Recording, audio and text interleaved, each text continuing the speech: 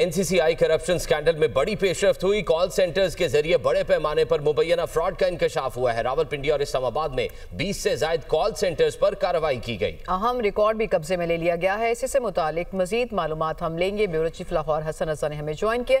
حسن، کیا پیشرفت ہوئی مزید؟ نیشنل سائبر کرائم انٹیلیجنس جو ایجنسی بنائی گئی تھی NCCI، ان کے حوالے سے تحقیقاتی اداروں نے تحقیقات کا آغاز کیا اور اس میں دوسرے مرحلے میں ایک بڑے پیمانے پر ایک اور منظم نیٹ ورک کا انکشاف ہوا ہے۔